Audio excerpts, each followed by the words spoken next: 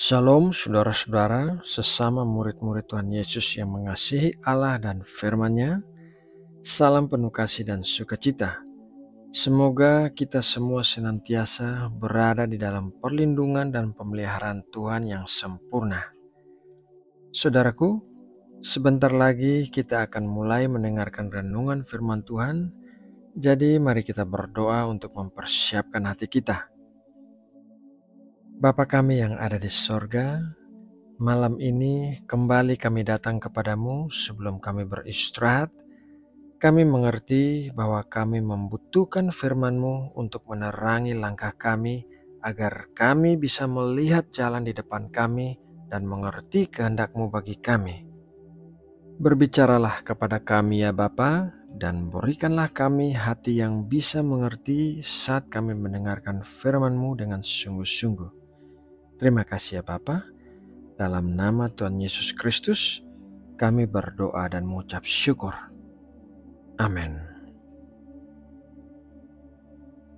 Saudara yang terkasih di dalam Kristus, tidak ada seorang pun yang ingin mengalami kegagalan di dalam hidupnya. Setiap orang ingin berhasil dalam segala sesuatu yang dilakukannya, akan tetapi kegagalan merupakan bagian yang pasti pernah terjadi dalam hidup setiap manusia. Dalam renungan firman Tuhan malam ini, kita akan membahas mengenai 3 penyebab kegagalan sehingga sedapat mungkin kita bisa menghindari ketiga hal ini. Penyebab kegagalan yang pertama yaitu terlalu memandang tinggi kekuatan kita.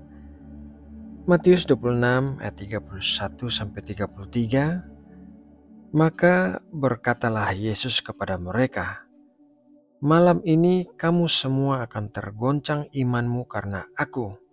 Sebab ada tertulis, aku akan membunuh gembala dan kawanan domba itu akan tercerai-berai.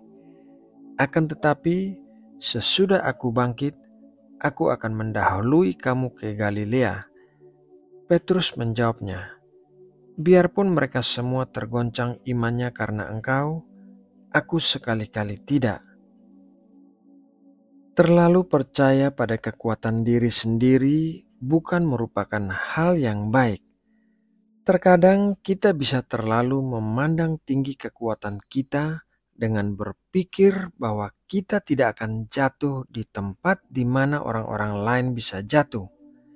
Kenyataannya adalah kita adalah manusia biasa yang rentan untuk bisa terjatuh ke dalam dosa apapun yang dilakukan oleh orang lain. Oleh karena itu, kita tidak boleh menganggap diri kita lebih kuat dan hebat dari orang lain. Firman Tuhan dalam 1 Korintus 10 ayat 12 berkata demikian, "Sebab itu siapa yang menyangka bahwa ia teguh berdiri, hati-hatilah supaya ia jangan jatuh." Penyebab kegagalan yang kedua yaitu memiliki ketakutan atas penolakan orang lain. Di dalam Matius 26 ayat 69-70, sementara itu Petrus duduk di luar di halaman, maka datanglah seorang hamba perempuan kepadanya. Katanya, "Engkau juga selalu bersama-sama dengan Yesus orang Galilea itu." Tetapi ia menyangkalnya di depan semua orang, katanya, "Aku tidak tahu apa yang engkau maksud." Petrus berada di tengah-tengah orang banyak saat seorang hamba perempuan menanyai hubungannya dengan Tuhan Yesus yang saat itu sudah ditangkap untuk diadili.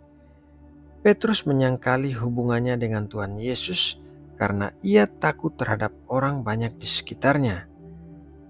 Apabila kita terlalu takut atau mempedulikan pendapat orang terhadap kita, maka hal itu dapat membuat kita mengalami kegagalan di dalam hidup kita.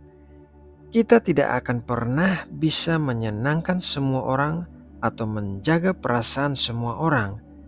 Ada kalanya kita terpaksa melakukan hal-hal yang membuat orang lain tidak menyukai kita apalagi jika hal itu berkaitan dengan iman kita yang berbeda dengan mereka.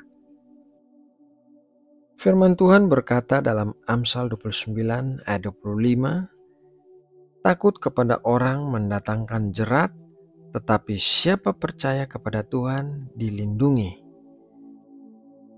Penyebab kegagalan yang ketiga yaitu berbicara tanpa berpikir. Matius 26 ayat 73-74. Tidak lama kemudian orang-orang yang ada di situ datang kepada Petrus dan berkata, "Pasti engkau juga salah seorang dari mereka, itu nyata dari bahasamu." Maka mulailah Petrus mengutuk dan bersumpah, "Aku tidak kenal orang itu," dan pada saat itu berkokoklah ayam. Saat Petrus ditanyai untuk ketiga kalinya mengenai hubungannya dengan Tuhan Yesus, Petrus mengutuk dan bersumpah bahwa ia tidak mengenal Tuhan Yesus.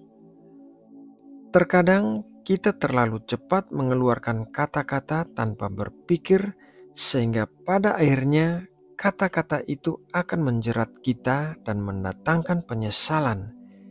Kita harus bersikap lebih bijaksana dan berhati-hati dalam berkata-kata, karena setiap kata-kata kita akan kita pertanggungjawabkan di hadapan Tuhan.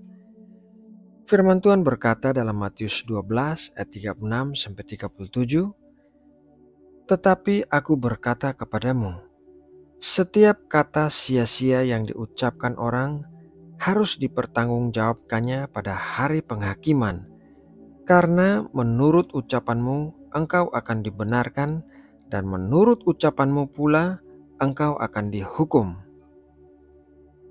Saudara yang terkasih di dalam Kristus, saat ini kita hidup di tengah dunia yang jahat. Apabila kita tidak berhati-hati dengan segala perkataan dan perbuatan kita, maka hal-hal itu akan menjerat kita untuk terjatuh ke dalam pencobaan dan kegagalan. Hendaklah kita senantiasa berjaga-jaga di dalam Roh Kudus dan firman Tuhan, agar kita bisa memiliki kerendahan hati dan hikmat untuk menjaga diri kita di hadapan Tuhan. Nah, saudaraku, demikianlah renungan firman Tuhan malam ini. Semoga menguatkan iman percaya kita kepada Kristus. Mari kita berdoa untuk menutup renungan ini. Tuhan Allah kami, Tuhan yang menciptakan langit dan bumi melalui perkataan mulut-Nya, kami bersyukur memiliki Allah yang seperti Engkau yang begitu mengasihi kami. Kami bersyukur atas berkat firman-Mu malam ini yang mengajarkan kami mengenai 3 penyebab kegagalan.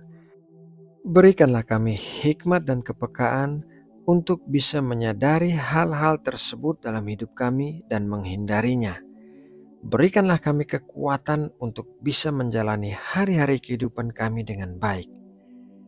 Bapa, saat kami beristirahat malam ini, kami berdoa memohon perlindungan-Mu memagari kami. Engkaulah kota benteng kami, Engkaulah gunung batu kami, Engkau yang meluputkan kami dari orang-orang jahat, Engkau melepaskan kami dari jerat musuh. Terima kasih ya Bapa. Berkatilah kami dengan tubuh yang sehat saat kami bangun tidur besok pagi, dan jadikanlah kami anak-anak yang taat untuk mendengarkan suara-Mu dan melakukan kehendak-Mu. Bapa, kami juga berdoa bagi bangsa Indonesia. Kami memohon berkat-berkat dan perlindungan-Mu bagi bangsa kami. Kami memohon kelancaran proses pemilu di negeri kami.